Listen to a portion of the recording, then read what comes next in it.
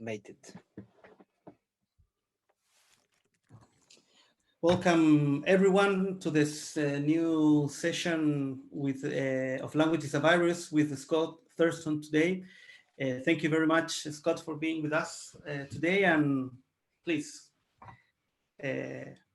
show us all what you have to show. Okay. Thank you. I'm just going to start with a poem from this book, which just came out from Contraband.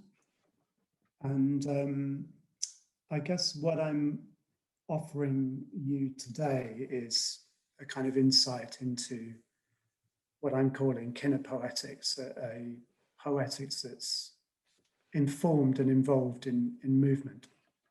So this is just a little introduction. This is organized into 25 poems just called Phrase. Each is called Phrase. Phrase 8. Love poetry without destroying love. Love the person without destroying the poem. To choose and be chosen. Distinguish and be distinguished.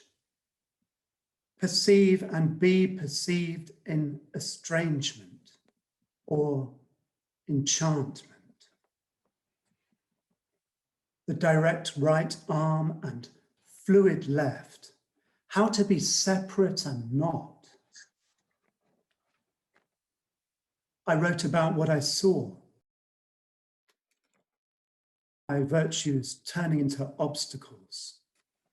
Did I empty myself out in order to perform? The real check here is my reaction to being on the floor, the desire to be grounded in yesterday's questions. What of this could I incorporate in my dreaming? Being free enough to give myself to others, but not to get lost in the process. Implicit relational knowing, as movement takes time to work by making it a conscious offering inside out of what is already reshaping. Perfect your following ability, rediscovery of the strength of the thigh muscles, dropping the head towards the floor, but not yet having a language to move these elements, a tactile code. Who does movement betray? I thought I was a bird, but realized I was water. Space shaped our movement, found in the body, countering gestural poverty in actionable shared consciousness, mind extended outward towards forms, one word step at a time, until the dance suddenly stands up in itself, offers the unknown in the turn of the stone.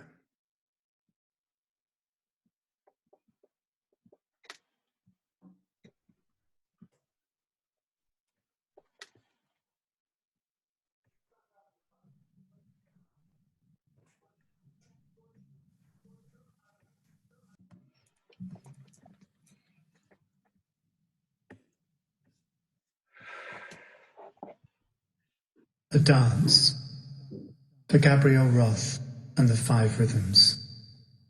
Blue fire taps its frame in my heart. A surfeit of judgment beckons myself to a crisis. No other way out than to track its force, begin to wake up the parts, to call everything into account. Nothing can be wasted or held back. It must simply be used. Bring it in, your head. Invite it to crack a patina across the skull, cross the rush floor of a temple where grey shines cropped close, a further beckoning into the future. Then shifts through neck vertebrae to open up in blades of a shoulder, wing of bone tips to stretch out a sphere, promoting vertical space, not long to encounter elbow, angular resistance, traces it, makes a harsh demand against abuse. You don't defend me when you have the power to, you go to war on yourself and take us all with you. What my elbow says before a movement takes me back into my hand's pliant gesture of giving, sudden, shocking candor and articulacy. It designates a boundary, then switches it right out again, proposes love but supplements anger, careers out of fearful alliance, local propensities to release it all in joy, facing us into spinal approaches where the tower links, lines up, troubled continuities, a serpentine conviction that establishes stance, delivery from the motherlode to evolved competition. You slink, walk, start and daring smirk to try it on for sudden legs awake, then this way enables the present and the past to brush each other awake and drops into the hips bowl. Your soul song determines my sexuality. It holds me, rocks me into a moment that stretches circular blasts out before and aft to skewer me, pumping, breathless in a shower of light. There is so much room here to breathe, and that is the other partner, the voice sucking through each cell in turn. To take a knee, each in hand, the syntax builds a link between elbow. Now your thought begins to speak silently between hand and now foot, trusted carrier through the floor. The breath's rain now drops right through knees, creak, releasing memory, neck, cricks, resisting trauma, hips pulsate, pushing the spine out, elbows float, several parts align in a new sentence. The whole races tries now to get back into its own time, uncertain of its shadow in the room of its reflection, determining a pattern of wings, hissed gap, a vision terrifying as an angel striding across the room, brings back my palms to heart massage, a breath talk and difficulties that there are so many ways of telling me to do it right this way and not that way. Your flow mothers me to touch my toe, tracing a tight trauma in the space behind my hips, in between parts of speech. Love across the floor fills me with your fears of expenditure, frightening, unprecedented, the exhaustion of overwork, the treadmill locked into uphill gear to oblivion, the mirrors abounding by which one wants to trust reflect a different view. I dare not touch, see me, my other, sense me, touching your bones, careered crazily through time to a dance hall here, where you spun, felt alive, discovered what you thought you never knew existed, shocked by desire. Your awakening connects us even through death in the dance, a jest to touch our toes, beckoning shadows into fullness, into touch, your presence just here aside me, simple to look, glance across, to push into the reflection. Nothing to be judged here, to attack the cultural script implicit, bring it in, nail it right here, rusted to the post that tells keep out or great misfortune desires you. Your flow, my flowing, gives way, waste out to time, shuddering, drifting, wallow to swallow, kowtow on the undertow, sullen, silent, out of breeze, to belie a hot stink of prayer, a stink bomb, a bowel releases gaseous light. Now you're going to hit me, now you're going to make me, now you're going to strike me, now you're going to take me, now you're going to hate me, now you're going to write me, now you're going to slight me, now you're going to bite bite me now, you're going to trap me now, you're going to like me now, you're going to sip me now, you're going to light me now, you're going to have me now, you're going to keep me now, you're going to lift me now, I'm going to worship you now, I'm going to treasure you now, I'm going to hassle you now, I'm going to father you now, I'm going to harbour you now, I'm going to open you now, I'm going to close you now, I'm going to further you now, I'm going to lessen you now, I'm going to pressure you now, I'm going to worry you now, I'm going to hurry you now, I'm going to wither you now, I'm going to hide you. You want to light me, I want to dark me, you want to mark me, I want to touch me, you want to follow me, I want to lead me, you want to love me, I want to hate me, you want to judge me, I want to charge you, you want to build me, I want to make you, create me, you, I want your you to fold to I, your high to run to mine, hold to top a pen, to run a wall across your you, to follow the shoulder of line, back into breath. Now back into the breath, stands tall, a shake begins, your real ritual takes place, writing in the dark, right now, you call those things down, evoke it here, right here now, make it this space, break it this way, this sudden break to wreck the scape, the grim gasp, fold it, back it, over the sick, the spit, the sweat, the stitch in your gut. Let the head go, rock the momentum back, always bring it back, take it out, follow it forward. There is no other way to shake it, take it down to the base of you, your space, in a score, a full score, then tapes on a window, a murderous red night brings the knife to slit the thin spun thread of abandon.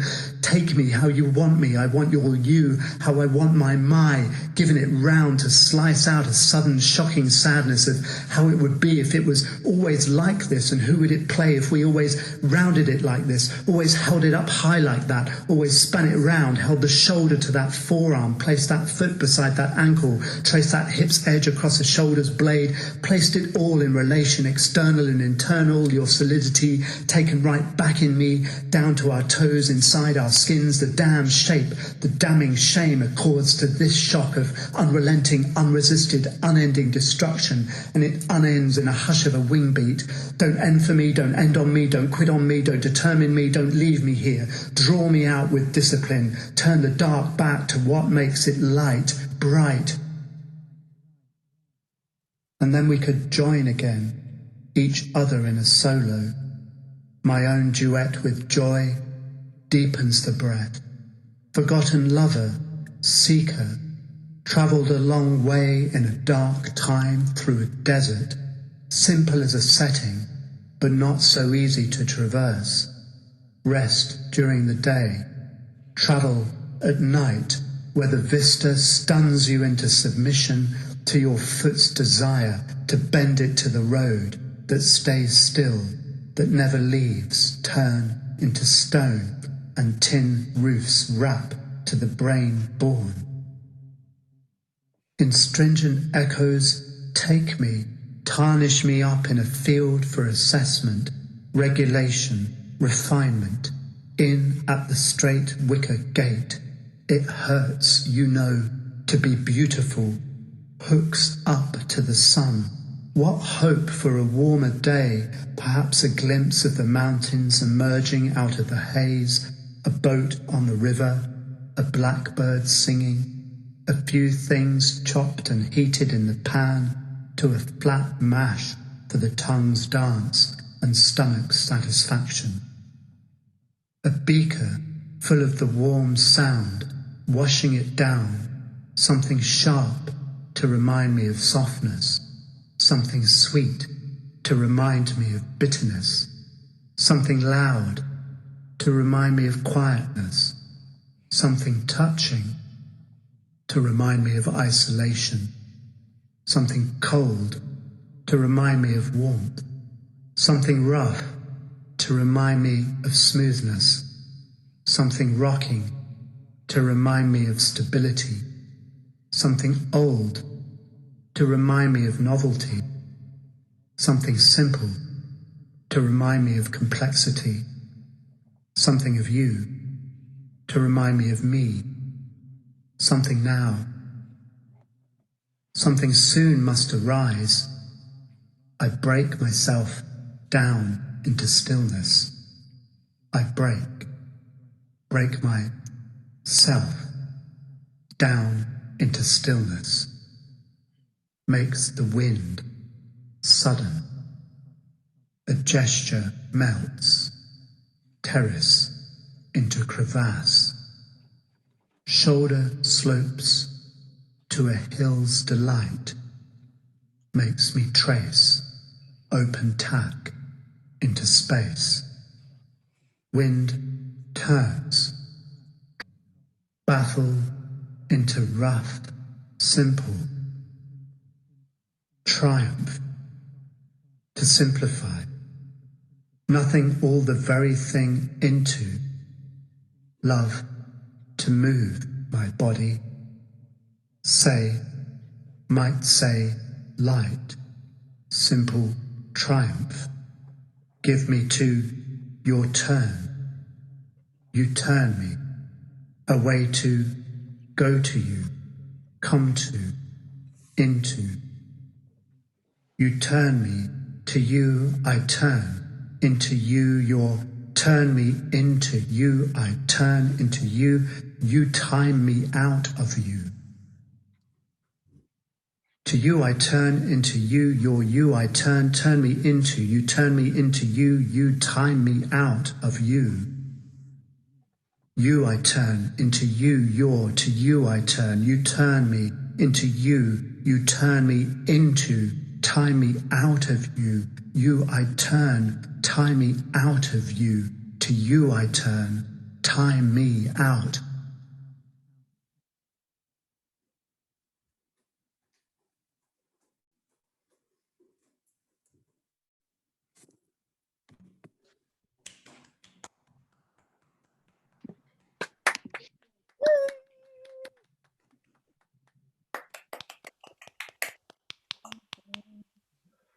Beautiful. Thank you very much. You. There's another piece if you want it, but Please. entirely up to you. Yeah, continue. Please. Okay.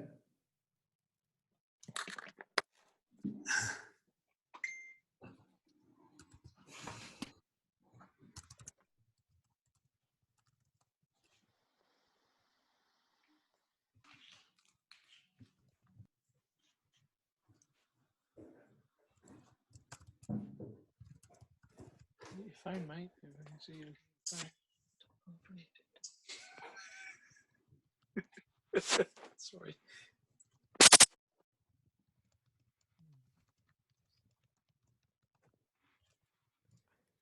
Hello, can you hear? Yes, we hear you. Thank you, Scott. That was brilliant. That was really lovely relation between the now and the body and the sound. That was really lovely. Thank you. And we'd love to see the other one if you have it. Thank you, Nina. Yes, I'm just getting it underway now. Can you see an effect on the screen now? Yeah, we can. We can see you in very funny colors. So, Special effects.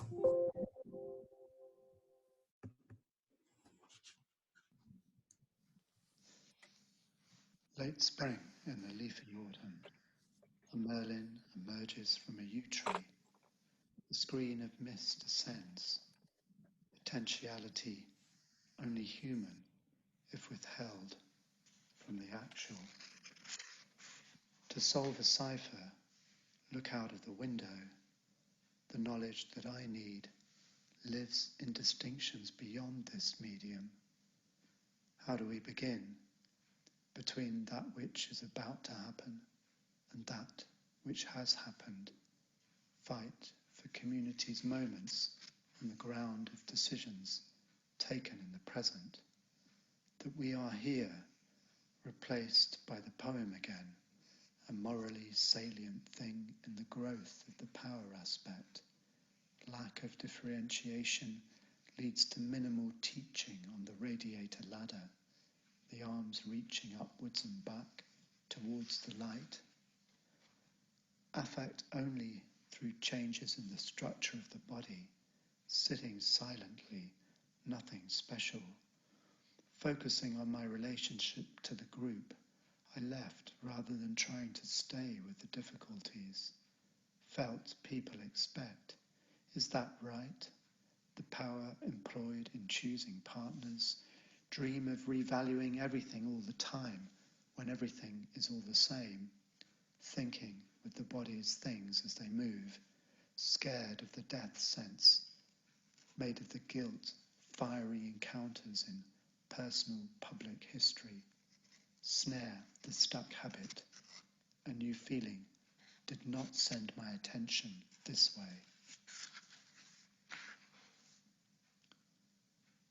I loiter too much in this court for the deeper sense to register intelligibly.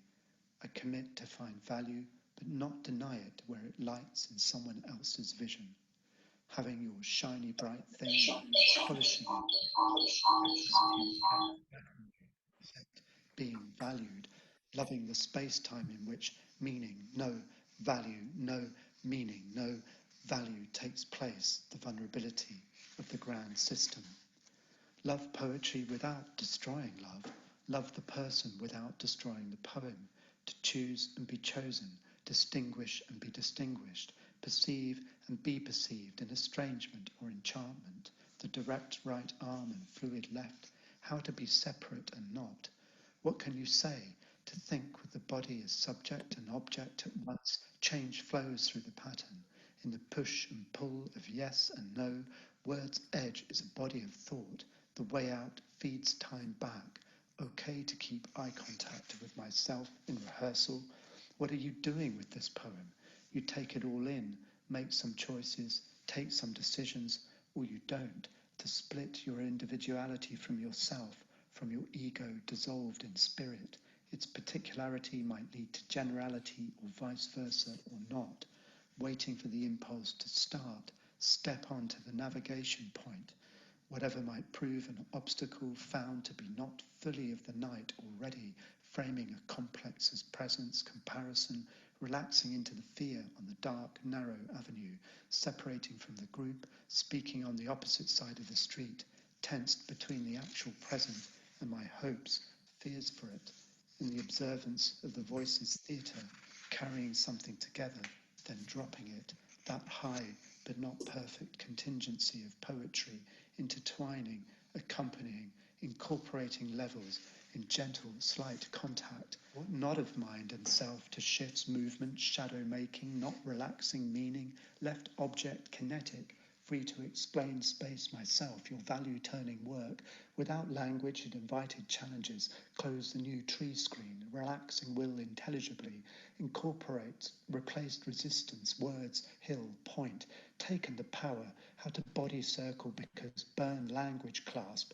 whatever push shape, lit choices, don't think what line slate to play, street test polishing, ascending relation, accompanying speaking between movement, language helps encountering, is love reshaping an arm, bringing everything, space brought forth, making playing more addressing, reaching group imagine, think voices, countering poem of other to turn, sexual stored, syncopated, what to near distance, turning tone, stop movement, bringing a will happen generality upper against the flat here, destroying trialogue as time to spread, the words as to loiter, gesture, compose we up, posture and body would betray, wait a witness to harmonize love, reality crawling what and beyond day judgment, wild as particularity, words having realized, nagging care, making affects to presence, comparison, finding resonances on your form, gesture forward with your empowerment, felt space, light, the living, framing, passive register, plastic play ripped new, listening to something good, opposite side movement, loving fall, elastic act, rituals between the ego, for head is elements. Note an absorbed body count, turning an effect. You brought the joint of the leads to it, allowing the dark already to perceive itself in a circle of words. Fill out your descriptive rules. Did I jump levels? Snare yourself in the well, hidden help to the explicable chance, and between, realized, between. In the fallen world, which you find so hard to accept, how have I held myself back?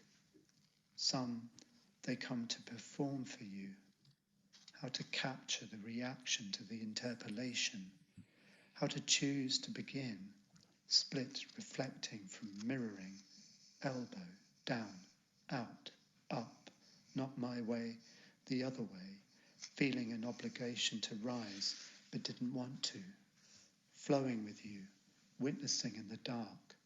The poet declares a lack of belief, the phrasing good where every mark is considered, weighed, decisive, determined, disruptive, struggles on the turned glyph of the perforated seal. Does saying too much control enact but not express it, connected to something else? Are you here, hidden behind this surface where the God stares out? I allow it to be held by something. For what was I late if all I was after was myself? Could it reinforce as well as release? Did we speak or move each other's materials? Rest, comforting of head, how to prepare for death, ensure a safe transition, how to make a new mark in space, how to go from one step to another, to take up a clear position. Do you want to take me, shatter my heart in two? Dream of being in some kind of collective, getting movement into the line space, smashing the object with the subject. I don't desire romantic ruin, but words must be unchained to break against the grain of their inherent logics, expose the thought that was not mine to put. Losing focus in stillness. A forest between shape and sound. If you can look at a thought, look out of it, lock in to a dead dock leaf and see its life. The crow in the field. A new turn in the hip. Seeing lines. A path from the familiar. A collective experience. We give away our dance.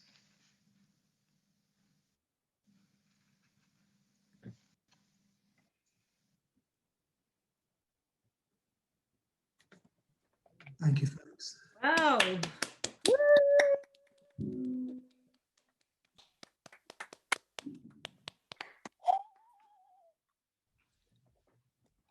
That's really great, Scott. Wonderful. Thank you. Wow. Thanks for your attention. So, great, thank you very much. Yeah.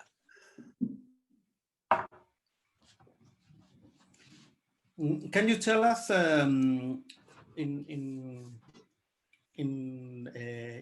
which moment of your artistic practice you started to blend poetry with dance? It was from the beginning or in the middle, or you started with dance and then poetry, or otherwise? Yeah, I'd say it was bang in the middle. Yeah. I've been writing for about 30 years and dancing and moving for about 16 years. So it's sort of, yeah, it really entered my work in a huge way early on in my encounters in dance. So I feel that everything I've done since has been kind of inflected with a kind of Kinney poetics, or what I've eventually wound up calling a Kinney poetics. And in fact, that first piece I performed is a tribute to the Five Rhythms movement practice, which was really my gateway drug into all kinds of other esoteric forms of movement meditation, as well as other practices like contact improvisation, sort of moving more towards the contemporary dance side, but also moving the other way towards different forms of somatic practices like authentic movement and Alexander technique. And then there's yoga threading through that, which I've loved for much longer actually, but that's become a more integrated part of my practice now.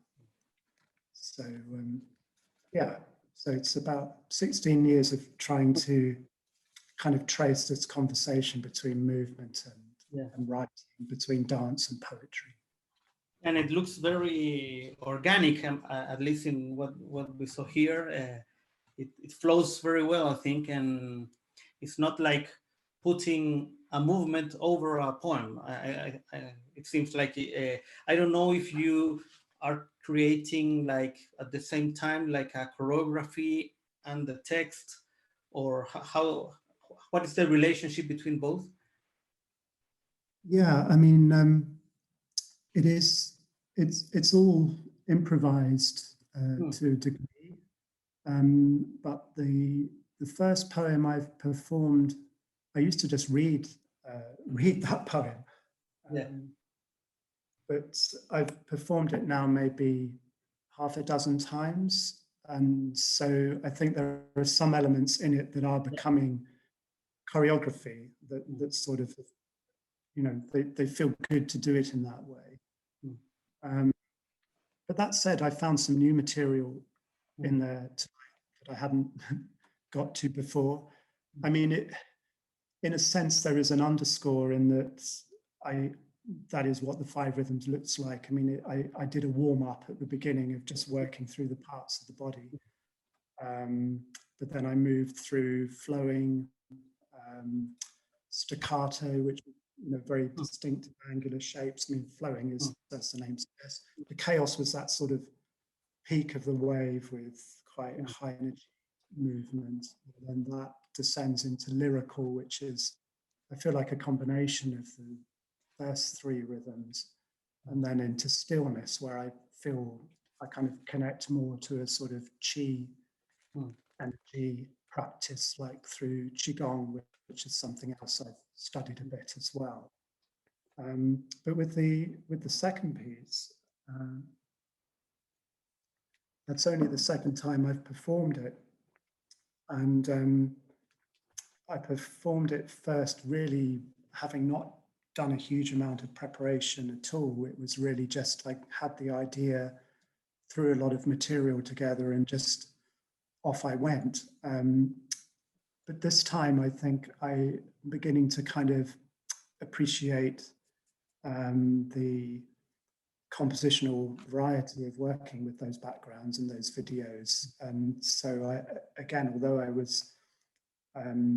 had a sense of the material that I wanted to use, I hadn't scored any of it. I just sort of decided to throw myself in, and yeah, 1 or 2 ideas I took through from a rehearsal about an hour before we met.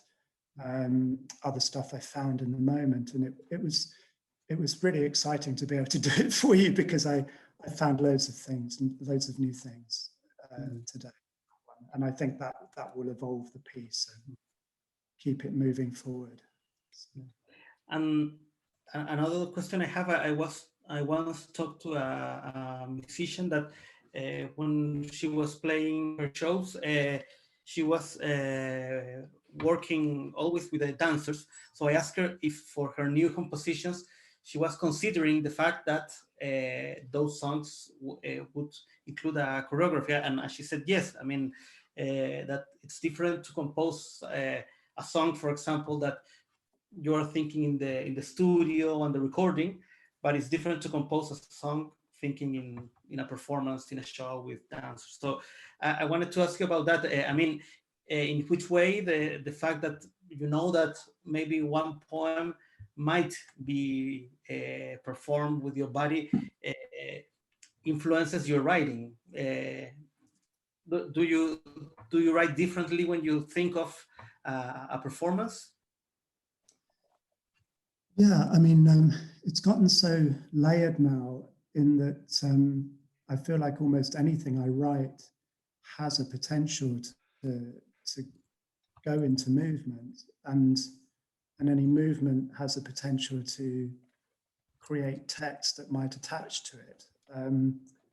But I think there are definitely specific moments though when that is going in a very specific direction, like the Five Rhythms poem. Well, actually, that was composed by listening a lot to Gabrielle Roth's music and writing to the music, and she made music to dance Five Rhythms to. It was like in both directions. Yeah, but then, yeah. So what would be the other way around? Would be, I suppose, you know, that the movement. I certainly have ideas for writing when I'm moving, and the most recent kind of practice I'm involved in at the moment is making quite short movement improvisations with text, which is material that I'm using to write poems at the moment, but I'm using it in its sort of, not its raw form, but its sort of processed form. So I kind of use notebooks generally to write. And so I make selections of material and then I compose them into poems. But what I've found is that, because I think it's a real problem trying to, and I have tried to do it, to kind of relate a poem to a dance or a dance to a poem in a very specific way. It almost never works. And I think having always some element of improvisation, I mean, never works for me, I should say. So there's always some implicit element of improvisation. But what I'm interested now is sort of, I know that I've got loads of movement in my body that's available and it's ready when I call upon it. So the equivalent for working with text seems to be these processed bits of material that are not yet a poem, but they're not just in the undifferentiated mass of stuff in my notebooks. So I'm coming together just for like 2 or 3 minute little improvisations with those word phrases and movement phrases, and just really trying to put them almost on an even footing. And I've made 3 or 4 of them, and they're just starting to emerge, I think. But I think it's going to take quite a while before that becomes something I can show with confidence. So it's it's an ongoing conversation of pushing and pulling in different directions, I think. And in that sense, did you ever try to work with the breath, you know, like breathing or the noma, you know, because that kind of in and out that you explained already, you know? Yeah, I did study Tuvan throat singing with an extraordinary guy from Ukraine called Vladislav Marinetsky. Actually, I was in South Wales, in Brecon, of all places. And I learned an enormous amount about the power of the breath and the voice with him. And some of my very early experiences in poetry were going to see Bob Cobbing and Bill Griffiths and Paul Leclerc perform as Concrete Canticle. That was the second poetry reading I ever went to, and it, I think I'm still feeling the vibration of that event. And although not a lot of my work goes over fully into sound poetry per se, I think that exposure has, you know, it altered me forever in terms of an understanding of the choreography of sound in poetry. But yeah, maybe that's something I can find my way back to, because I mean, I know Camilla, who's here today, is doing some wonderful work in this territory and is also very interested in movement. And we've had workshops together where we've shared our ideas and our material, and that did help me to reconnect with that, the full potential of the voice as it could interact with movement. But it's a fine line though, because I mean, I don't think I could do that Five Rhythms poem verbally and do the dance at the same time, or at least not fill out. Why not? So, well, yeah, I've just set myself a challenge, haven't I? Can you put like a microphone near of your body, or like on contact microphone away, or close to your throat? I don't know. Yeah, no, I did actually this over Christmas. I was experimenting with a wireless headset and voice recognition software, so I could write whilst I'm moving. So that started to develop some interesting results. But yeah, I think because when I'm really going full out with the peak of that Five Rhythms poem, I think it would be hard to hold the text together, but maybe I need to expand my capacity to manage with that. But it ought to be possible with other material, and certainly the stuff I'm doing now is sort of bringing the voice and the movement together at once. Let's try to meet us after COVID and make like a kind of experience with microphone and movement. I would love that, absolutely. Yeah. I mean, Julia, who's here today, who had a little cameo in my second performance, because we used a little bit of I used a little bit of rehearsal footage from a piece that we made together. We made a duet where we were speaking and moving at the same time, and improvising with the text whilst we were rolling around on the floor or doing other kinds of crazy things. So that has become part of the practice, I guess, just with certain material, and maybe also thinking about what works for this, you know, the online format as well. I don't think I would have developed the second piece without feeling the necessity to do something other than just read to a screen in the Zoom pandemic situation. So, And yeah, I'd like to. The New England mutation of voice, you know, like the new. Say again. The new. How you call it in English la nueva cepa del virus, like the new variant of language as a virus. From Bring it on. this island is shit. This island is shit. No. No, maybe could produce some mutation in the voice, you know, like new kind of vowels or new kind of consonants. We can create our set of vaccine against reality, you know. We could like a little vaccination against reality at the beginning, you know, like you know, a kind of like a sound and movement receiving people when they're born in this. I don't know. No, that's the territory that Bob Cobbing for me occupied so fully and so beautifully, because there was nothing kind of well, I guess he had his moments, but I feel it was a very kind of direct and immediate communication. He was obviously very sophisticated as an artist and very knowledgeable, but the kind of immediate impact and pleasure and joy in that work is so palpable, and it goes so deep, I think. I wish he was still here. Yes. Sorry. Sorry. I just want to say, Scott, about this relation or balance between the physical movement and the word or the sound.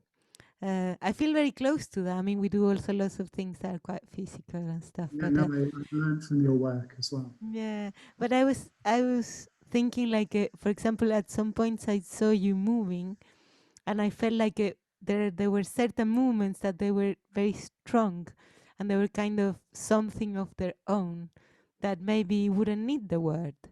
And the same with some words that so I'm sure it's something you think about, is something we think about, whatever, but how is like that balance, because sometimes it's really amazing when you get these like more transdisciplinary whatever, weaving of lots of forms, and at the same time it's also beautiful when a form does something on its own as well. I don't know. Mm.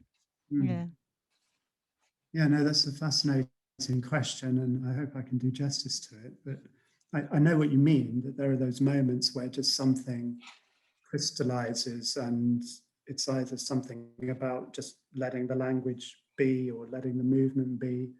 I mean, I really don't, I mean, my challenge obviously is that I'm coming at the dance aspect as an enthusiastic amateur at best. And so I'm still learning I'm still learning as a poet as well. But I've done a little bit more work in poetry. So, You're learning from so I'm everything. still finding, yeah, I mean, I guess I'm less in control and less aware consciously of the effects of the movement and how to make them. That's just where my level of skill and understanding is. So those effects tend to be kind of, more luck than judgment at times. But I do sense that I am building a movement language. I'm putting myself through lots of different practices to try and get clearer on what that is. But there's still, a compositional awareness that is not complete. I think the next challenge for me would be to actually choreograph a piece, to actually work out, even if I never showed it, if I could actually compose, say, a short solo and really do it from start to finish consciously. Because at the moment, I find if I learn choreography, which I can do and I have done, I find it quite, I'm still learning how to make it new in the moment. Whereas my base practice of 5 rhythms is an improvisational practice. So that's where I feel most at home. And I can, I spent 5 hours dancing 5 rhythms on Sunday, and I can just do it forever. So I'm very happy in that unfolding aspect. But 5 rhythms isn't for performance, and it's not. It's not a kind of dance practice per se. It's movement. So I think I don't know how far I'm getting into your question, but I think I'm obviously fascinated by those relationships. And I guess in some of the pieces that I've made, when I've collaborated with people who really are dancers like Julia, or another dancer I worked with called Sari Myers-Slee, and I'm involved in a new collaborative partnership. Actually, the event that you were at, Luna, I was with Gemma Collard-Stokes, and we've been making some pieces together. In those spaces, there's much more opportunity to learn more about choreography and to make and shape pieces, and then really aim for those specific effects when the word and the movement mesh, or the word can just hang and be, or the movement can just hang and be, and we move through those different dynamics. But I suppose, I don't know whether it will ever settle into one practice that's mature enough to kind of accommodate all of those options, or whether I would just keep making, the investigation would just keep going on with different pieces. Nothing different... should ever settle. Well, quite. You can argue with that. Nice that things don't settle. Yeah, I really loved. I was going to say. Yeah. Hi, Zoe. Yeah. Hi. Yeah, I loved it. You're Just quite quiet. what you're doing with the screen and the film, and that sort of layering. I mean, I think it's the best artistic use of Zoom I've ever seen. I thought that was really Wow. astonishing, and the sense of you being in a in a space, but also in this sort of flat screen space, and working between the two, I thought was amazing. And also that that sense of that sort of removal of your voice, And so I know exactly what Martine means, that, yeah, you could have this really kind of full continuity between voice and body. But I also really enjoyed the fact that it wasn't doing that, and that there was this kind of gap. And I thought that that was also, well, I suppose that's a question really, is that something that you're sort of conscious of exploring? I was sort of hearing sort of also the way that you talk about the body, it's sometimes as though it's these separate elements that are, I was thinking about articulation. You talk about articulation, which it means speaking, but also breaking down. And so there was something sort of disconnecting about it, in a really good way. And I wondered whether that was, something that you're particularly thinking about, that perhaps when, we thinking about that idea of presence, what does the not presence mean? And, what does that mean for perhaps performing to a group? Because there was also interesting stuff about groups and being distant from groups or out of groups. And I think I am trying to ask you a question about that tension between the immediacy of presence and the kind of distance in it. But the main thing I was trying to say was that I just loved how it looked. So. Thank you so much. Yeah, no, I mean, I think I'm interested in the tension. I want that tension to be part of it, and I like that tension. And yeah, but I think if we were in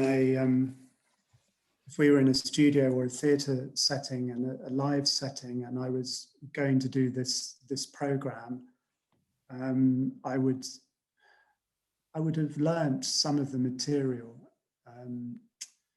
I mean, I'm still intimidated by the length of the Five Rhythms poem, but I have learned poems to perform with and to kind of hold in that embodied moment with the movement. I don't know whether I'm sort of cycling back to the kind of question that I was dealing with before, but I think yeah, I am interested in the disconnect as well, and what that might mean or what that might look like.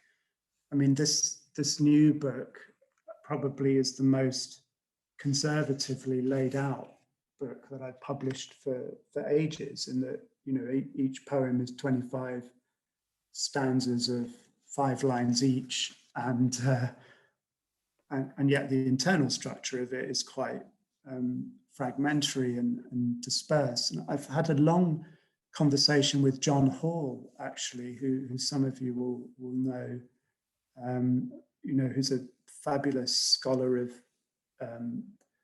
performance and poetry.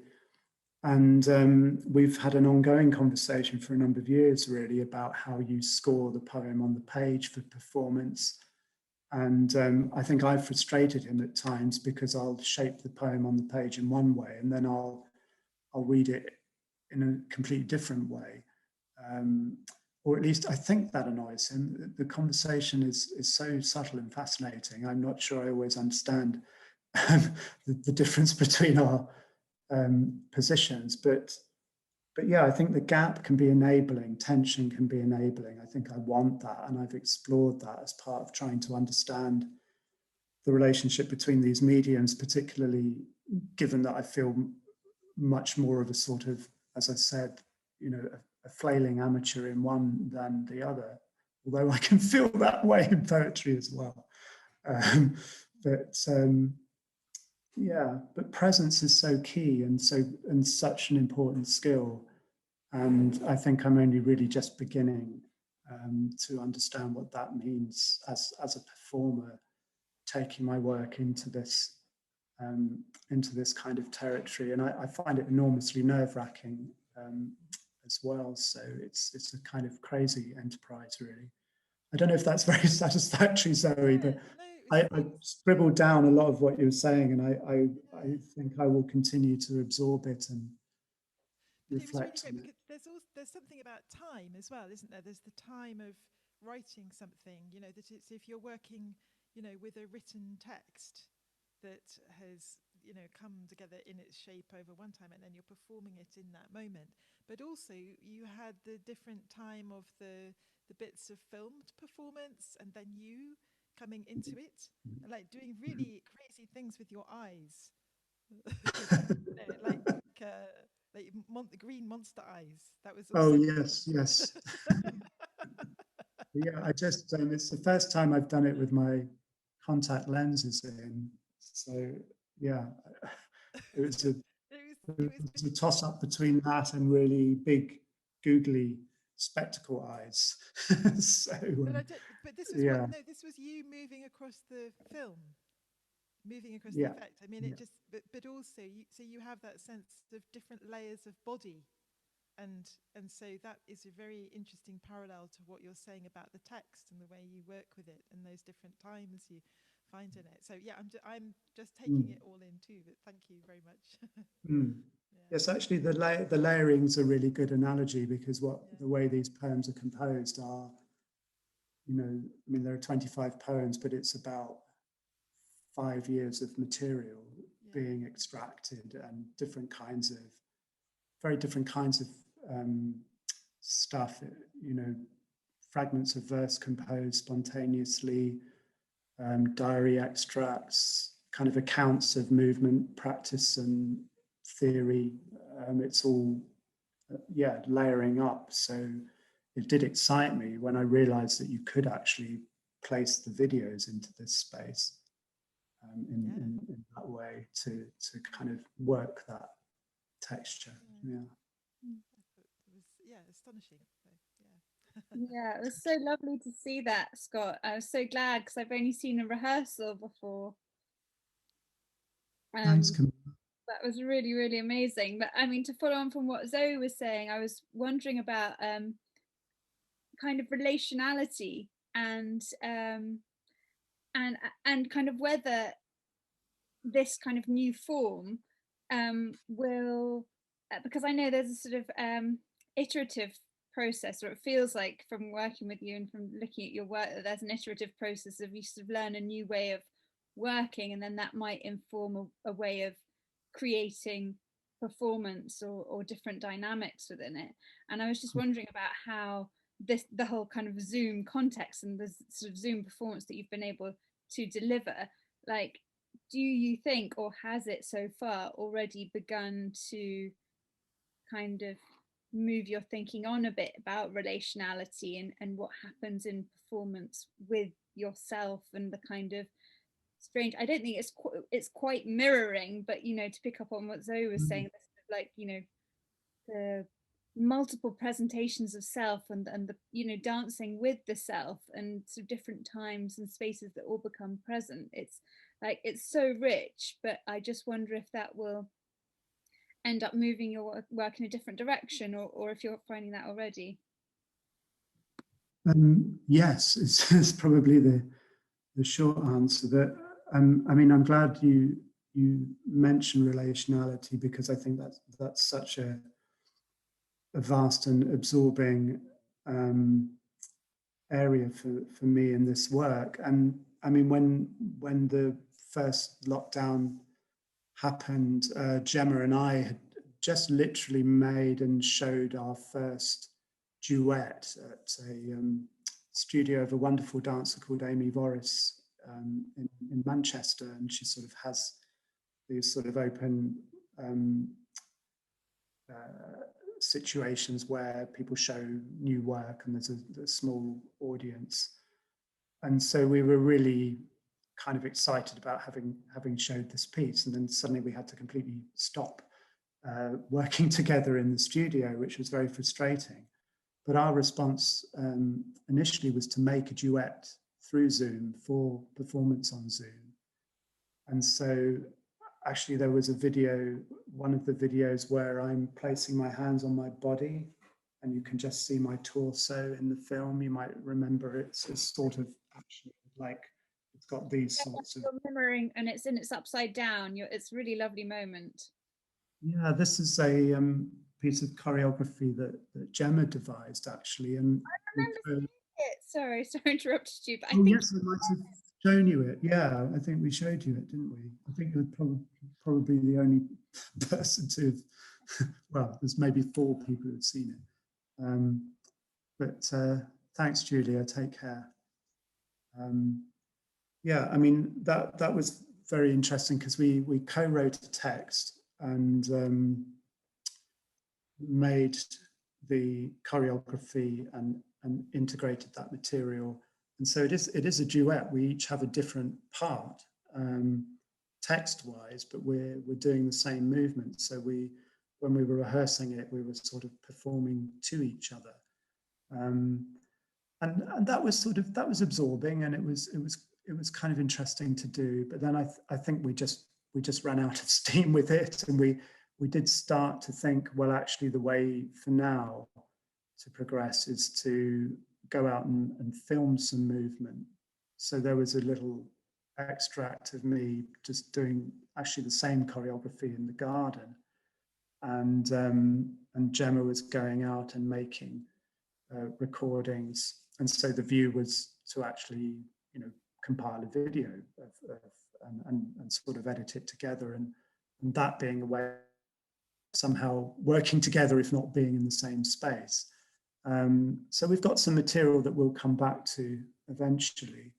But another way that we've tried to work during this time is that we've begun a collaboration with a visual artist called Sabina Kusmol, who lives in Macclesfield, which is just south of Manchester, who for many years has been going up into the hills to draw. And she does large-scale drawings on the land, pins out big sheets of paper and uses kind of quite large, expressive brushwork.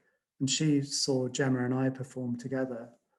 And we were up there kind of looking at a site where we might produce a performance that's sort of concerned with the damaged ecology of the landscape through mining for coal and for clay in the 19th and 20th centuries. So we've just been today looking at maps of the mine works underneath this site.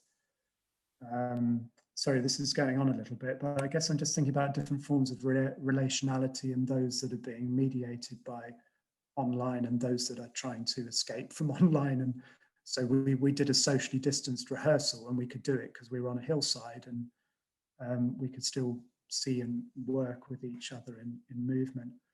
But depending on how long this goes, and the fact that it's been wonderful to be able to connect and share with audiences that I wouldn't normally encounter, yeah, I'm sure I will like to keep refining and developing this. I've seen some wonderful stuff that people have been doing. I think is it Atons, who's here, has been doing some spectacular stuff with Zoom environments, and so there's lots to learn and lots to develop. And yeah, I guess I'll explore that as long as I can. Well, until I can get back into the studio. I think that will still always be the place I want to be. Lovely. Sorry. But really lovely seeing it, being able to kind of really merge the visual as well as the movement. It's that sort of added dimension, which is really, really interesting as well. Thank you. Yeah, but you're also totally doing it in the sense of like, I know you were doing these like live things and it was like just the beginning or whatever, but what you did tonight, it wouldn't have been possible to do it in reality. So I think that's really nice to create something that, like it goes beyond. It's actually not possible. We could have never seen you with that bright light in your eyes and these like videos going inside your t-shirt and like coming out of it, and that is totally unique, and at the end it's exciting in a way to make some work during this really weird time, but it's a work that is unique to the time as well, and that you couldn't actually do in a studio. So that's really good. Thank you. I was delighted when I realized, because I was watching a friend perform and he had a wonderful projection of a film. It was Lyndon Davis performing with a film by Penny Hallis, and the film was like taking a tiny camera into a allotment in the summer with everything in full growth and exuberant colors and shapes, and it was like traveling through an alien landscape. And that's when the idea just started to fall together. And I have got a projector, and I made this piece, and after, you know, for the launch of the book, the first time I tried the Zoom backgrounds and everything, but then I've come back to experimenting with the projector, but I can't get anything like those effects. You know, you could play with the projector in a live setting and achieve certain things, but it's nothing like what this system, with effects that it isn't designed to actually generate, can suddenly do. And I used quite different light levels this time. Previously, I had the lights lower, and so it was a lot more glitchy and grainy, and there's some lovely textures that emerge. But I thought I would just try something slightly different today, and that's also discovered completely new effects I hadn't really anticipated, because it's not a stable effect. You have to sort of keep edging into it to see what it's going to do, and it's quite unpredictable, so, which suits me. Hello, hi Scott. Hi. Federico from Chile. Yeah, I agree with Luna, because what you did with these layers is, this performance is not a succedaneous thing of a performance that we couldn't be there. It's not something. It is in itself something that we have to look at and trying to get in this interface, and that's completely new. And as you said, I think I have seen some things related in the last times, and I think that in some way works better than many augmented realities performance that we were beginning to see more often in galleries and stuff. You know, that kind of things sometimes didn't work completely well, and I think that these kind of jobs in this interface is really new, and it doesn't left you with the sense that this is not what I want to see.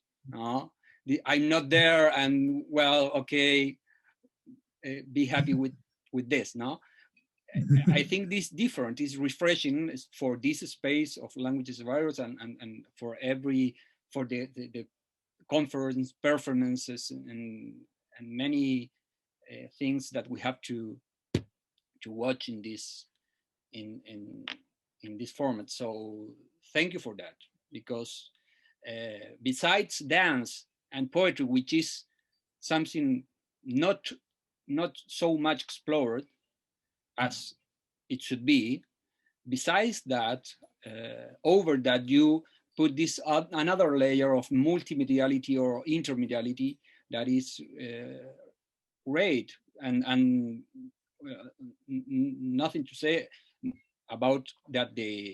That you accomplish a very good effect in what you show us. I liked very much the wall, the use of your T-shirt. There are many details in what you did, and that is not completely controlled also, because it's not, you made it in alive for us. So great, thank you. No, I'm delighted by your response. Thank you so much. I think on your point of making it alive, what I noticed, because you talked a lot about the space in the poem, and then that T-shirt moment that the first time that we see another performer on your T-shirt, it was what I was thinking was that's exactly creating space for performance for another person within your performance. But then when you went further back, then you were there too. So it's just you're creating a performance for another performance, and then you are in that performance as well. And then you started to run with yourself and another person, which was very interesting. The question of space and its relation to performance. But I had a question that, which again gets back on your first poem. If I'm not mistaken, you talked about the performance and said it's the answering to previous questions or answering to the questions of the past. With your dance and performing your poems at as a kind of present improvisation and present response to things, how can why is it a answer to the past? How does it work? Wow. Yeah, I'm just revisiting those lines. I actually, if anybody has the book and's confused, I read phrase 7 rather than phrase 8. I just misread it when I was starting. But I think the lines that you were referring to, Ghazal, are the real check here is my reaction to being on the floor, the desire to be grounded in yesterday's questions. Is that, oh, yes, is that the phrase that you... Okay. Yes, I think. Yeah, but I mean, yeah, Zoe was talking about time earlier, and I suppose there's something about dance, even though it's supposedly ephemeral and that once it's gone, it's gone. I think it's not strictly true. I think movement does stay in space and images stay, and that you can move in and out of those in an embodied way, and have a conversation with time in movement. So yeah, I think that I've done a lot of dancing in this particular space over the last 9 months of lockdown. I mean, I've always been grateful to have space to move at home. It's an enormous privilege, and it has come into its own. I think it's kind of saved my life during lockdown to be able to move and attend classes and everything in here. And I think because of my relationship to this space and the different kinds of practices that I do in here, like when I was doing 5 Rhythms on Sunday, I felt like on some level I was rehearsing for today because I was getting back into my body in this space.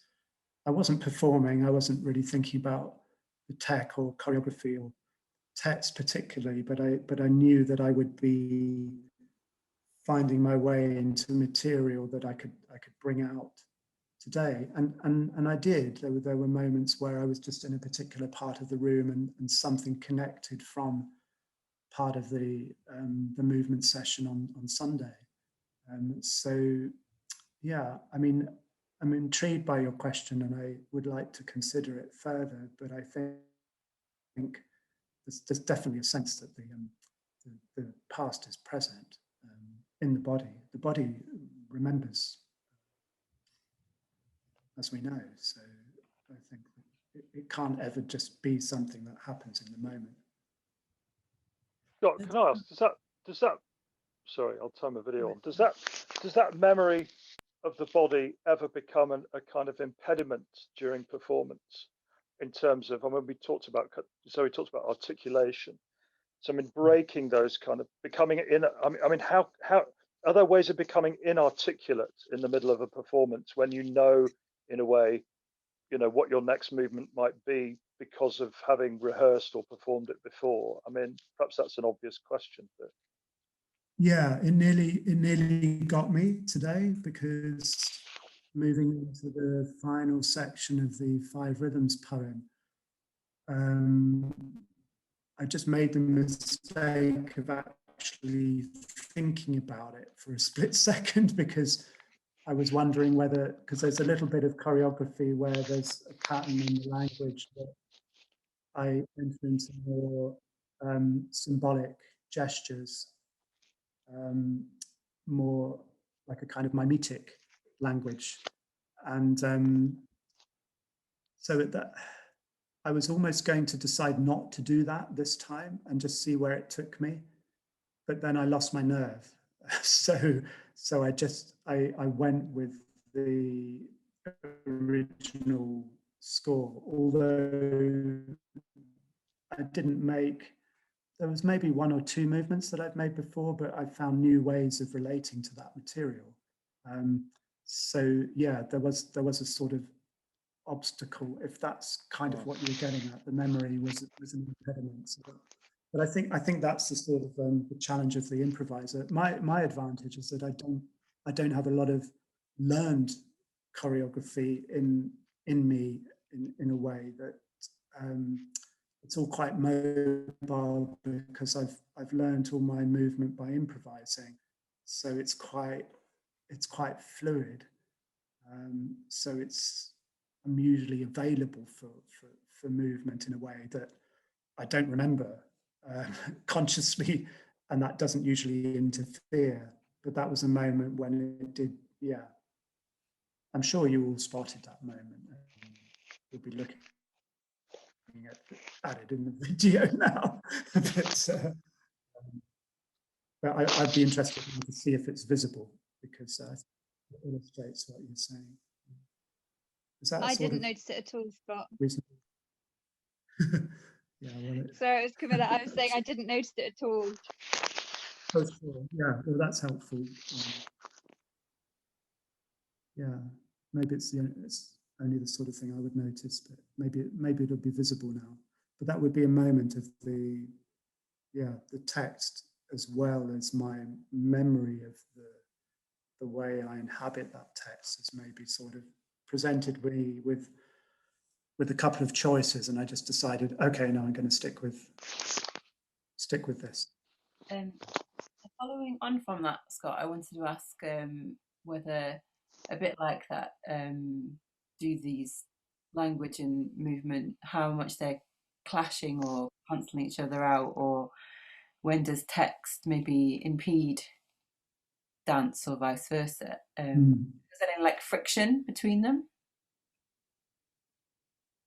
Well, there is for me. Yeah, but I think that kind of, yeah. I mean, I don't want to figure it all out so that it's so neat that, although again, the moment I conceive of that, of course, I do want to figure it out, and I would like to do one day a perfectly choreographed piece of movement with, language hitting exactly the same space every time. I mean, I have tried that, and I don't think I've got the level of skill yet to really pull it off. So I think that's a longer term project. But I've totally forgotten what you just put to me. Sorry, I'm getting a bit tired. Thinking about these moments when maybe there's like a clash between, or a friction between the two forms of making, thinking, and I guess you've covered that a bit, but Yeah, I mean, I'm sure it's happening a lot, and probably in ways I'm not in control of. Sometimes that might be more of a problem. And I guess it really depends on the piece and the material, how much that might be within the tolerances of the piece for there to be clashes where it doesn't quite work, and yet that's maybe okay because there's enough other stuff going on that does in the improvisation. I think as I hope I get better at the movement aspect of it, my sense when I've worked with an incredible Belgian choreographer and poet called Billy Hanna, who I think has amongst the most sophisticated practice internationally in this work, and I'm just a mere infant compared to her in terms of the skill that she's got. And what I've learned from her is that you know, the more you get into the improvisation, the tighter it gets. I mean, and the better term for it really is live composition, I think, rather than improvisation. And so there can be a way of working where, although you're improvising, this, you know, the slightest bit that's off really jars. When you're really good and when you're really into it. I can get somewhere like that after about 5 days of being in the studio for 8 hours a day, and just whatever I lack in choreographic skill. I think just the fact my body is still there and it's doing stuff, it can kind of get to those places where there's almost there isn't a sense of a compositional decision, you know, being anticipated. There's no room for that. The poetry and the words are and the movement are the same thing. There's no distinction between them. And Billy can inhabit that beautifully. I mean, she does 40-minute solo improvisations, solo structured compositions, sorry, I'm getting really tired now. Where there is some prepared material, but the moves and the words and the way they interact are not fixed or set, but they are exquisitely composed. And I've watched them, and well, the first time I saw Billy, I didn't know much about her work, and I just accepted that this was a choreographed solo right down to the last detail, and I was astonished when I learned that it was a live composition. So yeah, I can only aspire to that, and maybe that's not the way I should go because it's being done beautifully by somebody else. So maybe my approach, where there is a bit more tension and friction and scope for messiness, maybe that's truer to where I am. But I think it will just evolve. I mean, I become more and more deeply in love with movement all the time. So I don't think I'm ever going to stop trying to have this conversation between poetry and dance. Hey, this is Dirk from Germany. I find it very interesting what you did, and actually I would say it's the most fascinating combination of dance and poetry I've ever seen. And because I think it's very, very difficult to combine these two parts, and you did it wonderfully, and because it was really natural, absolutely natural, and that was the really fascinating thing. And I think it's because of you were improvising so much, but also it looked very structured. So that was really interesting to me that it looked so structured. And one of the structures, of course, is the rhythm, which combined both of it. Your language is extremely rhythmical and a very clear language. It's not chaotic. It's a very clear language. And also your movements are very clear. And I could see that it's really the same kind of mindset creating both things. And this is really great. It's really one person. Usually you have a poet writing a poem and a dancer trying to move to it. And so if you're one person, this is very, very special. And I tried a similar project with a dancer from Finland, but it was much more difficult because she was dancing and I was doing, well, sounds and poetry. And but we were trying to improvise, but I think you're going much further. And this is really, really wonderful what you did. Just saying that. I don't have a question about it. It's wonderful, and maybe you should just continue to do these kind of things, improvise, and don't get too perfect. Maybe. Yeah, thank you. A little messiness, I think, is good for it. And yeah, thank you very much. It was amazing and very inspiring. Thank you, Derek. I treasure your comments, and just a thought actually about the moments where there are duets, because the poet Bruce Andrews and Sally Silvers have done some really remarkable work together, where Bruce is reading poetry and Sally is moving live composition. They're both doing a form of live composition, actually, or live editing, as Bruce calls it. And I think they're sort of one of the sort of exceptions that proves a general rule, at least that you know, I've found often where there is a collaboration going on, it's often quite split gender-wise. So male poets working with female dancers seems to be quite common, and indeed the 3 collaborations I've had with dancers have all been with women. But I think in when it happens in one body, then there is something very different going on. And Simone Forti, the great American dancer and choreographer, has been sort of massively important for me in that territory, because she moves and speaks and improvises both at once. And she was before Billy, she was the first artist I found who was actually combining it. So yeah, I think that territory where it's in 2 bodies and 1 body, and that movement is really interesting. But yeah, thank you, Dirk.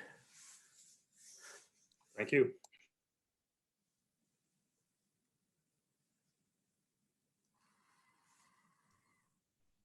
Phew. I'll just say this is just such a minor sort of point. Scott, I loved what you did. It was brilliant. I second what Dirk says, but I've always been intrigued at sort of, you could say, more conventional poetry readings, at the sort of micro movements, almost tics, you could say, that poets have. Sometimes it really seems to accentuate their work, but also almost like they couldn't work unless they did do it. That sometimes kind of rocking or other kind of things. I mean, you know, Sean Bonney with his kind of like this kind of thing, and you know, there's all sorts of things. And anyway, I just kind of, it's a little, yeah. No, thank you, Chris, because that feels like that really brings me back to my roots as well, because I'm thinking of Uli Freer's poetry, and Uli's a great friend who I've known really since I was a teenager, and I always loved his way of performing, that he was fully in it with his body, and he kind of like yeah, bends double almost, and yeah, that whole energy that he has, and yeah, so if it's not been, you know, if it wasn't sort of a conscious interest at that point, I think Uli's way of moving certainly influenced the way I used my body early on when I was performing at gigs in London when I was just starting out, because I did like to move, and I did like to sort of use the space that I was in. I just didn't really, I think I was just getting it all from him. And well, Adrian Clarke a little bit, you know, has very intense physical presence, and he's a very embodied artist. And, you know, so I think those, and Bob, of course, all of those body shapes and impressions would have got in there. Maggie O'Sullivan as well, to some extent, although that's more almost about the movement of the language. She doesn't really do a lot of physical movement, but again, she's so present in herself that you almost feel that she should be or could be dancing, or she's kind of, yeah, dancing in the micro. Scott, hi. 2 things. First, holding on to the mess and holding on to the abstraction is really important. I think that the piece that you did with the virtual reality backgrounds is sort of evocative to me of almost like the early like LSD acid film loops from the 60s, where people sort of didn't know what they were doing. They just thought it'd be cool. But that mess was really interesting. So now in the Zoom environment, what you're doing, you know, the space between the rough edges and all the colors that don't quite meet, the images on you against all that stuff that's partly improvised, partly like using found footage, all that is so rich and ripe. And as everybody else is saying, keep going with that. Like, you know, and to not worry about perfection, whatever that means to anybody. But the other thing I was wondering about is in how you're working with language and your body, and how as poets, we are always sort of like looking for where we are in our work.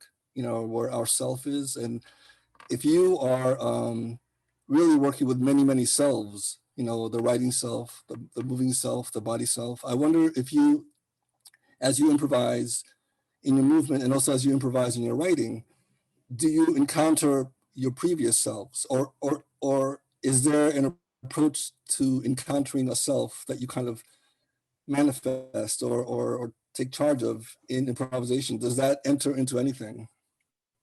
Just curious. Wow, that's an awesome question. And it feels like a little bit because I was indicating earlier about that interest in the past being present, and yeah, I'm trying to absorb what that might mean, really, encountering previous selves. Yeah, I mean, absolutely, in the sense that, that I actually wrote that 5 Rhythms poem quite a long time ago when I was still in the first flush of love with it, which has only just deepened and matured.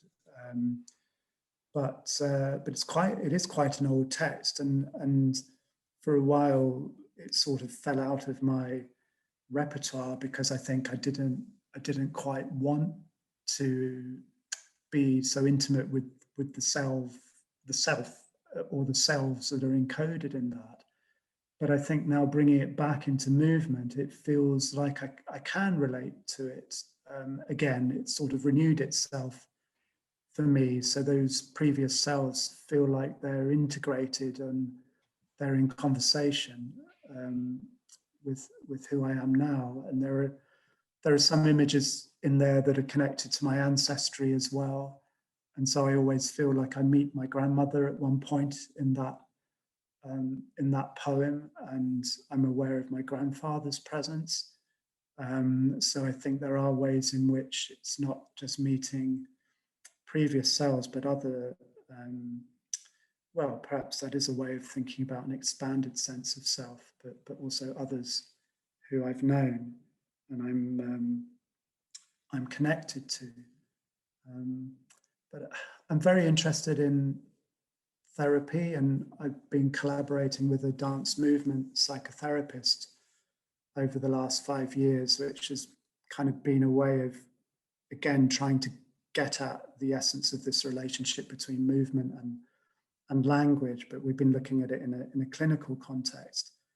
And through her, I've been introduced to some very interesting psychological thinking, and most recently, dialogical self theory, which is sort of exploring the idea of the self as multiple, which I don't think is a particularly new idea, but it's sort of being systematized in a therapeutic context.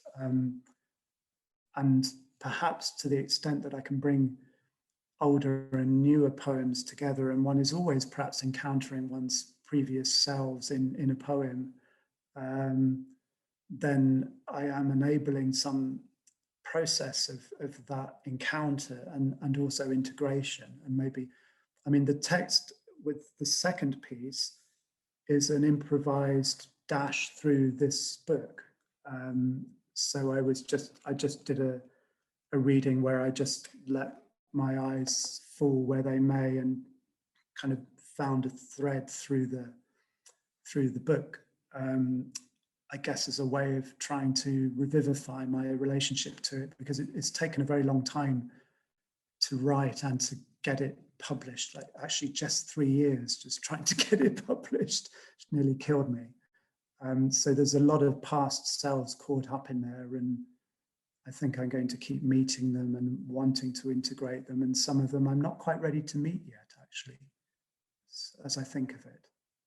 So yeah, that's a really fascinating question. Thank you, Edward.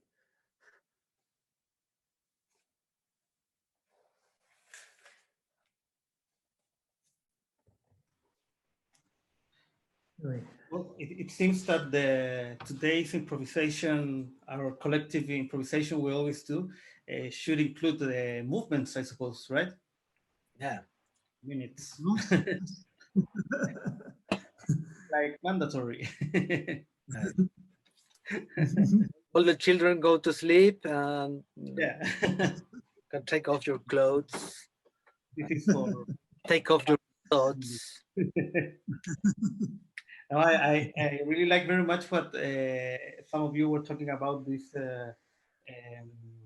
Zoom performances, because of course at the beginning we were thinking all the time that like all the things we lost by using Zoom and not being together, but well, we have to discover some specific possibilities it offers. So I mean it's always like you lose and gain something. So that's cool. Thank you, Felipe. There are a lot of messages here in the chat also.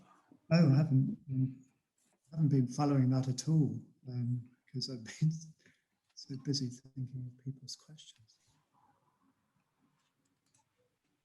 But this is all being recorded, the discussion as well. Is that right? Yeah. Oh, wonderful. Great.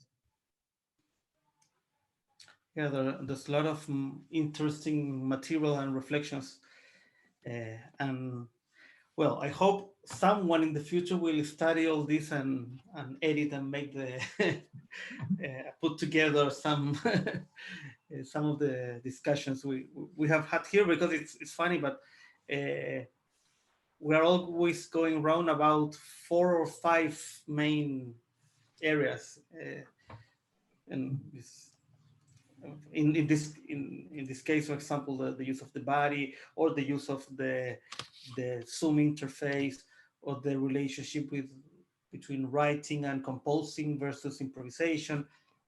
Like these are kind of things that we are all related in some ways. It's very rich. It's a wonderful resource you're creating, and thank you so much for having me. It's been a real privilege, and thank you everybody for being so generous with your time and your questions. I'm really very pleased and gratified by it. Thank you. Great. It was great. That's good.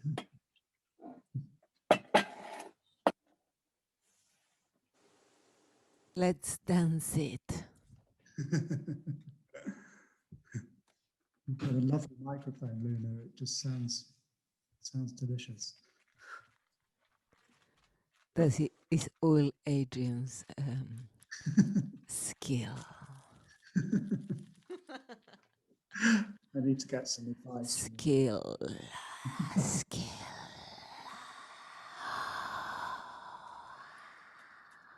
This is giving us some sound to work with. Nia's stretching, getting ready. Stretching your leg. Nia, nice to see you. Keep stretching. Stretching time. Stretching the time space between the figures.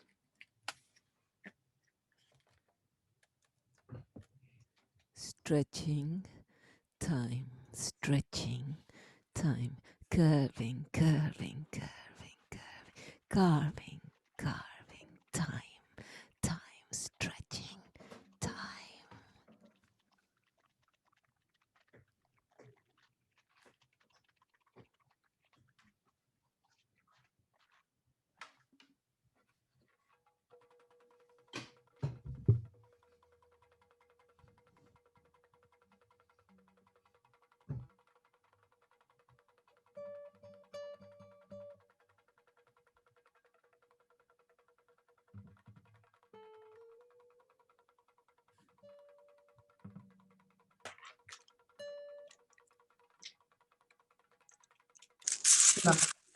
Your descriptive rules. Did I jump levels? I jump riddles, jump riddles, jump riddles, jump, jump, jump, jump up, jump up, jump up, jump up, jump up. Besser.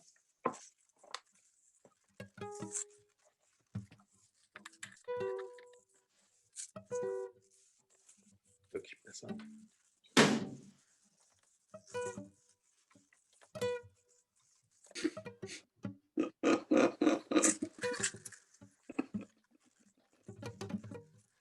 Lift your bum off your chair. Very, very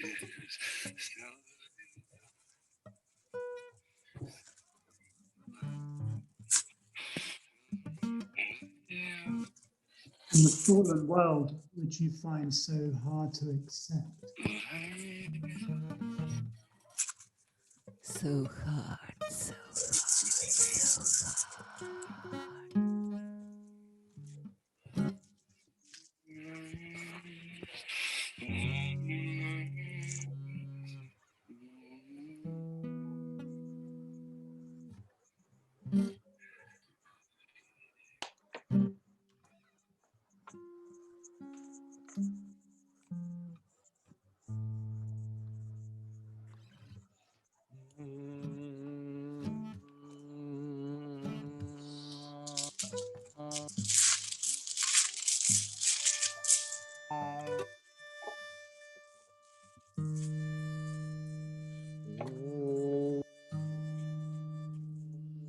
Funktioniert das?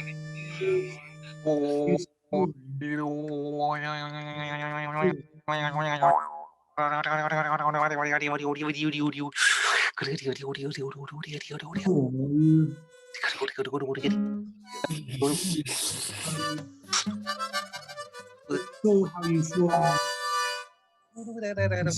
Thought you.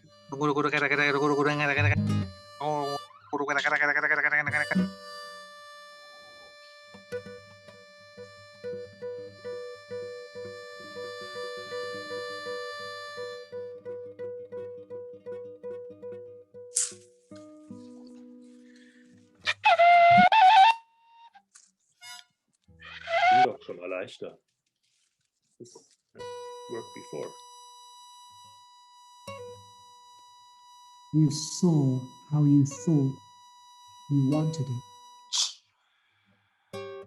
You wanted it, you wanted it, you wanted it, you wanted it, you wanted it, you wanted it, you want. What do you want? What do you want? What don't you want? What don't you want? What do you want? You want You want it? Do you want it? What You want it? What do you want it? Do you want it? Do you want it? Do you want to have a one wanted? A tit. A want. How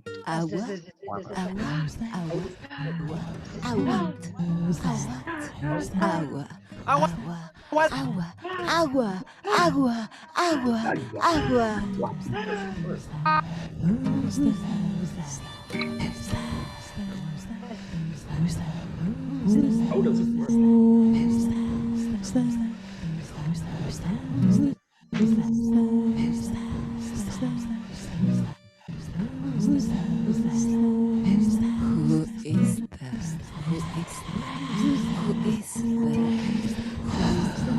Who is that?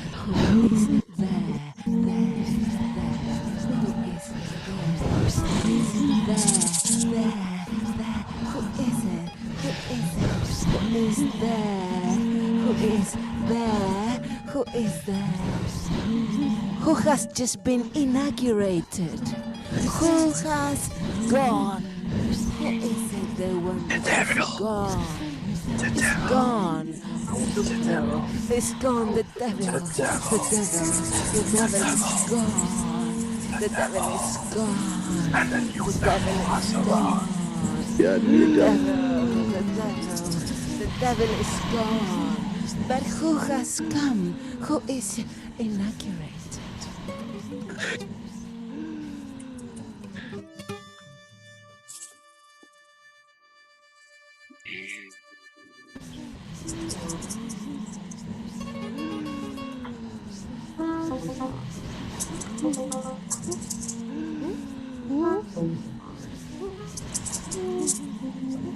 Where is the devil gonna go?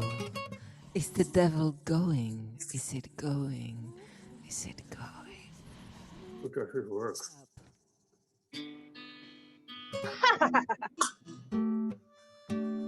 More.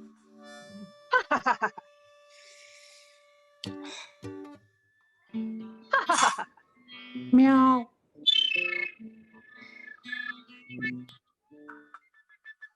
You could make the poem grow.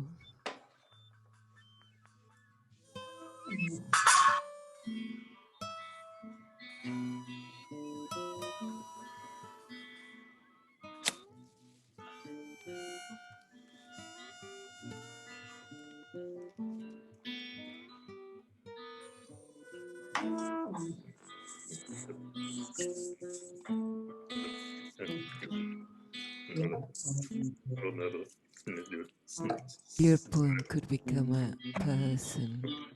It could become a refugee. You are this poem.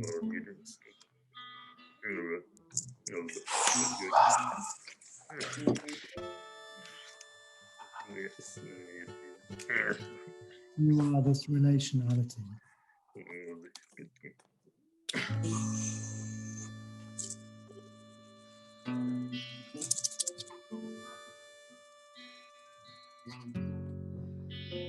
Your poem could be a 1,000-year-old tree.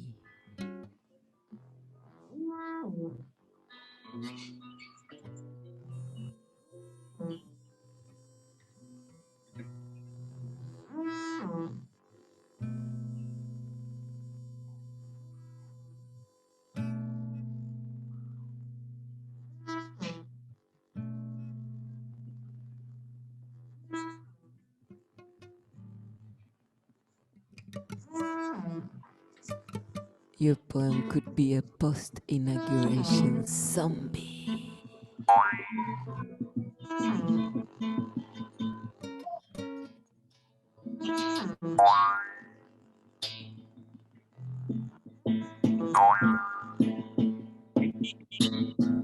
Your poem can be a line.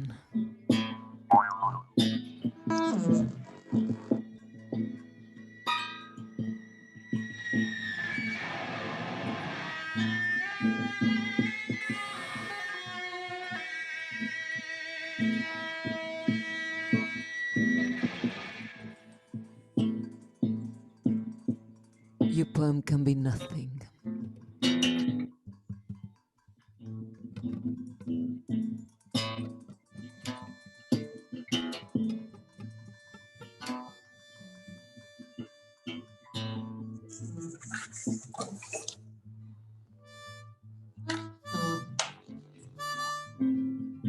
Poem is you are the crow that longs for the city.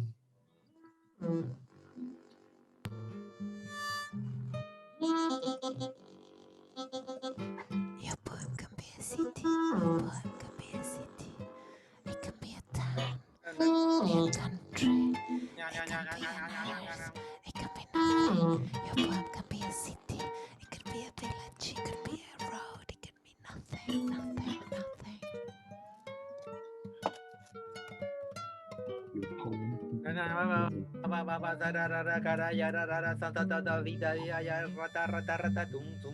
poem.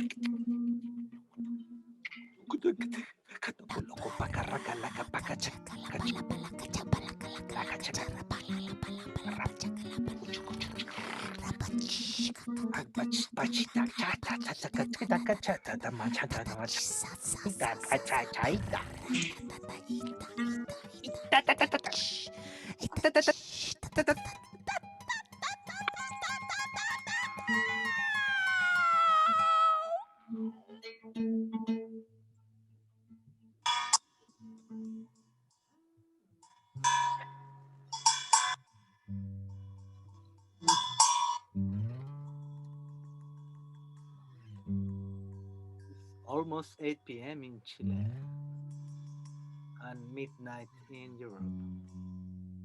11, the new mutation of virus. England.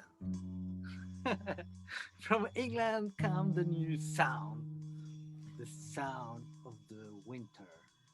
The world-beating virus from England.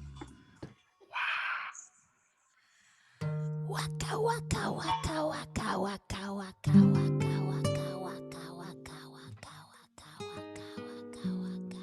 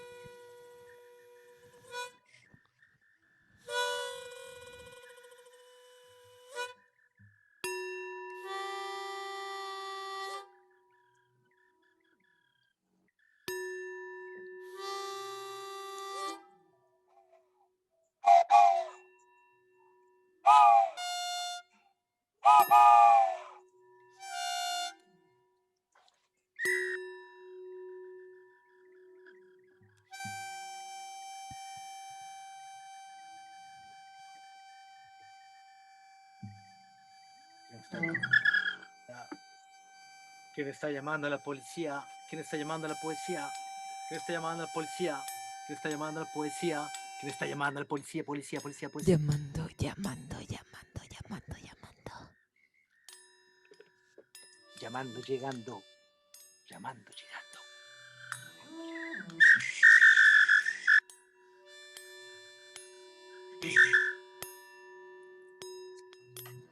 Llamando, llegando, llegando, llegando, llegando, llegando, llegando, llorando, llegando, llamando, llamando, llamando, llamando, llamando, llamando, llamando, llegando, llegando, llamando, ya, ya, ya, ya, ya, ya, ya, ya, llamando, llamando, llorando, llorando, llegando, llegando, yo, ya, yo, ya, yo, ya, yo, ya, yo, ya, yo, ya, yo, ya, yo, ya, yo, ya, yo, ya, yo, ya, yo, ya, yo, ya, yo,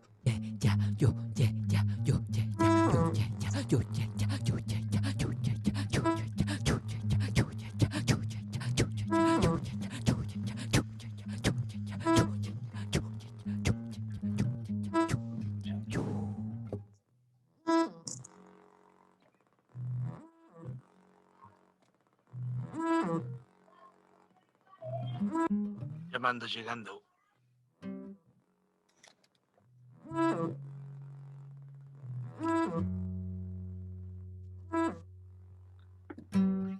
Llamando, llega. Yoga llega. Yoga llega, yaga. Yoga llega, yaga, yaga, llega, llega. Yoga, yaga, yoga llega. Yeah.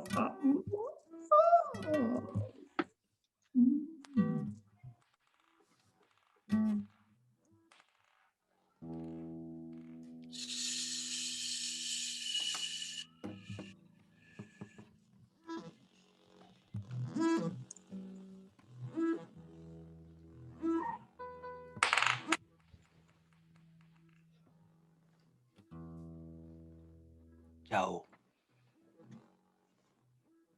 Tao, tao, tao, tao, tao.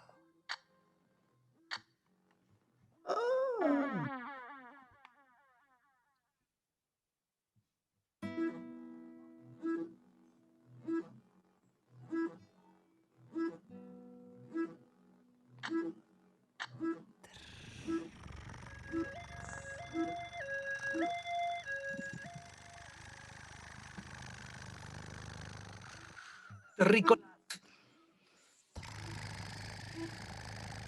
Dos. Casados. Trepados. Bordados. Con Trepado, signos. tripado, tripado, trepado, tripado. Torpedo, tornado, tramado, tirado, tornado, atrapado. Amado, traumado, trotado. Trip, trip, trip, Trepado, trizado. trip, trap, trip, trap, trip.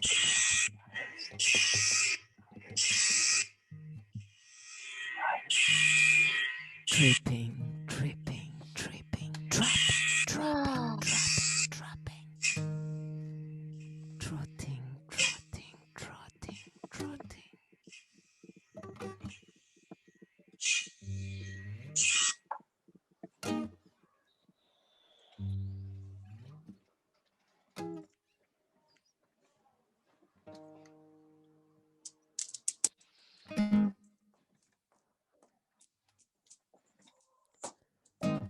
Turning inside out.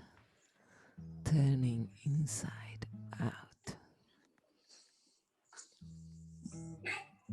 Patum, putum, patum, putum. Tum, patum. Tutum, patum, putum, pum. Tum, patum, pum, pum. Putum, patum. Patum. Patum, patum.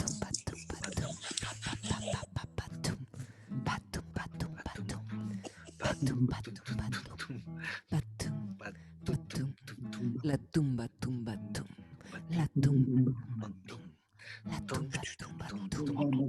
Tum. Tumba tum. Tumba tum. La tumba tumba. Tumba tumba. Tumba. La tumba. La turba. La tumba. La turba. La turba. El tiempo. El tango.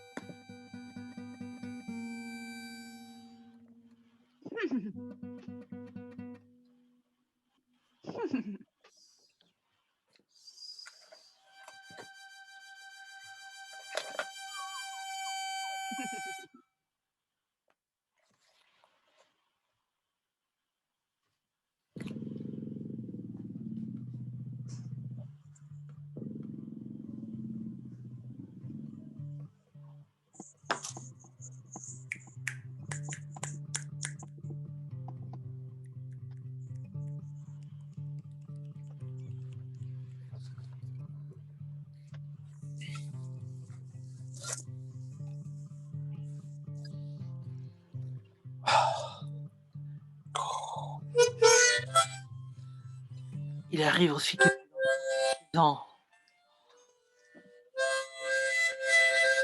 Qu'est-ce que c'est?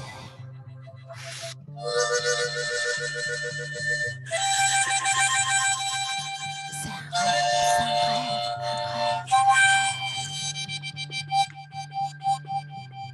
un rêve, un rêve. C'est toute la même chose. C'est toute la même chose. Toute la même chose. L'eau tombe. Le temps. C'est fini. Le temps. Le temps, c'est fini.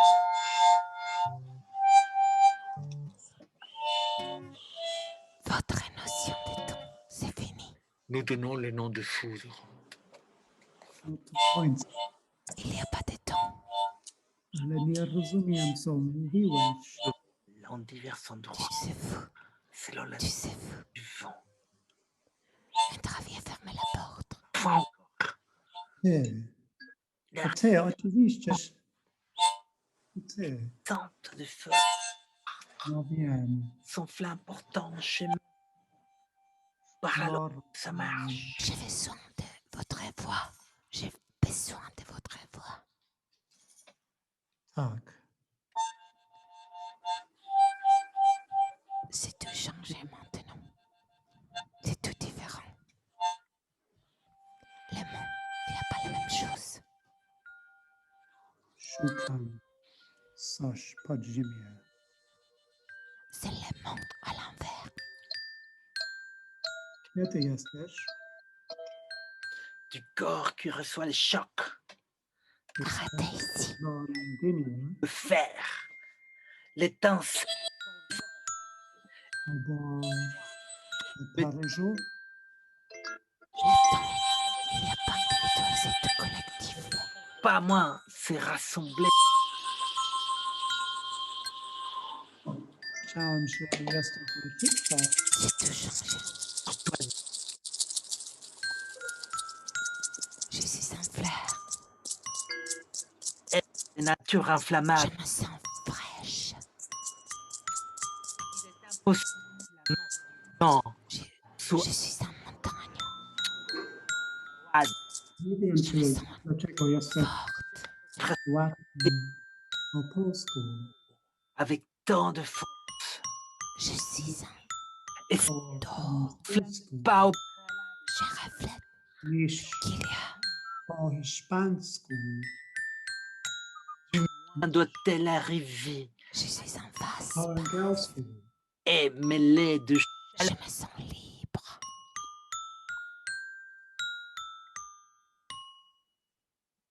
Oczywiście, że tak.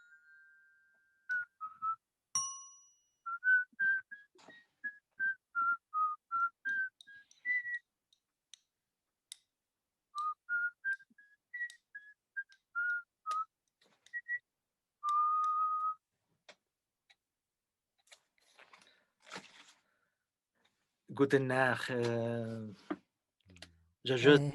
Bonne nuit à tous. Les nouvelles chinois, c'est le 12 février, hein, il y a un changement complet lunaire. Et, c'est tout différent. Mercredi prochain, je commence Radio Métanoïa à l'hôpital de Villevra. Invité. Radio Métanoïa. Oui, merci. Nous sommes tout ici à Radio Métanoïa. Tout ici à Radio Métanoïa. Metanoia. Metanoia. Gaia. Goya. Godard.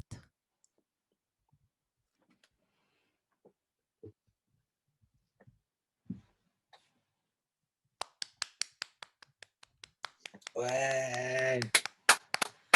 Ça c'est génial, hein? C'est fantastique. C'est génial. Ouais. Well, so glad to see you every Wednesday, friends. It's like the best of the pandemic. Like the rhythm. It's the medicine. The medicine. Thanks. We have to make some hits from here, some wonderful things, you know. And see you next Wednesday. Ciao, Felipe. Ciao, compadre. Nice to see you guys. Maybe one day we're going to have to change it from language is a virus to language is a medicine. Virus is a language. Yeah. The vaccine. And we still keep the medicine with viruses. Anyway. Yeah, I have to talk about that. The hermetic medicine. I'm really deep in that. It's really interesting. I just bought a book about magic and medicine in the Middle Ages, like, you know, Robert Fludd, not like kind of like hermetic medicine. Wow. Like, yeah, then in 3 months, prepare ourselves to the hermetic medicine. Oh my God. Okay. Should be good. It better be good.